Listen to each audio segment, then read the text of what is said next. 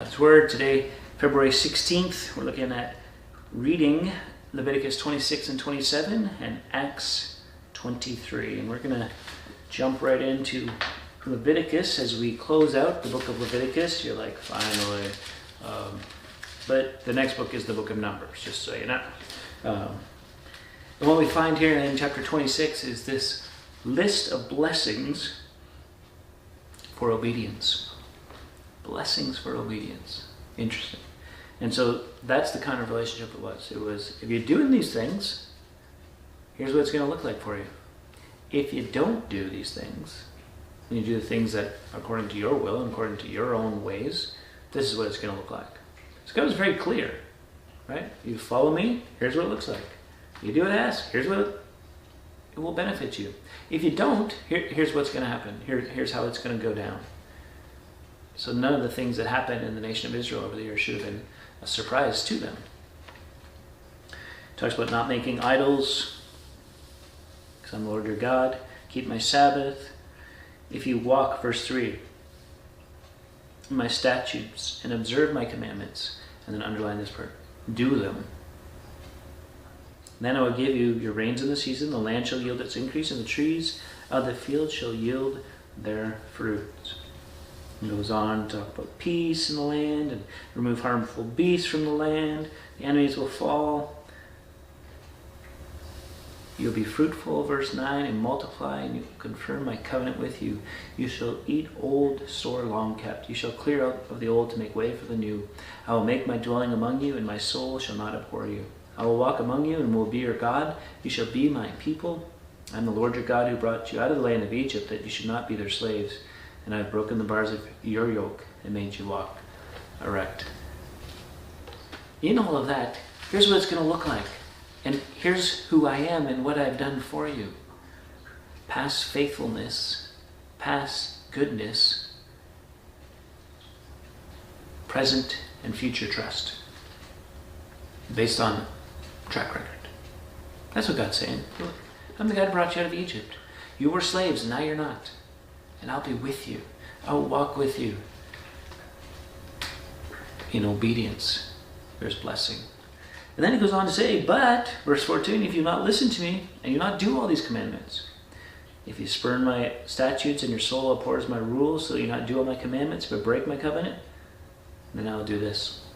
Verse 16, I will visit you with panic, with wasting disease and fever that consume the eyes and make the heart ache. You shall sow your seed in vain, for your enemies shall eat it. I will set my face against you, and you'll be struck down before your enemies.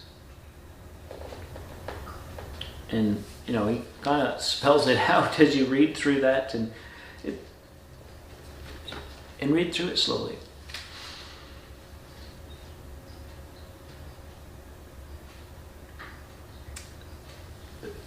The book ends with vows. If you're going to make a vow, here's what it's supposed to look like. Here's how you're supposed to do it.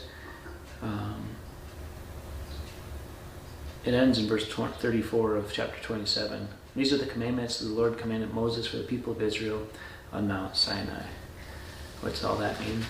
Well, God set out a clear way to live for his people. And by enjoying relationship with him, they will walk in obedience and in blessing. By spurning relationship with him, they're walking in disobedience. And that discipline is going to be painful. Now, there are some parallels to the New Covenant in all of this, right? You be sure your sins will find you out, and God is not mocked. Man sows and reaps, and all these things. But it's not quite the same. But the Bible says that Jesus said, John 14:15, if you love me, keep my commandments. Right? It doesn't mean just because now we're in the new covenant that we go, we don't have to keep any of God's rules. We can just do what we want. This is great. No. Because if you love him, you want to keep his commandments. And I think that was kind of the intent way back here in Leviticus also. I think the way that God set up them as a nation was for them to prosper, was for them to succeed, to be a shining light on a hill, a beacon for all to see what it looks like to follow. the God of the universe.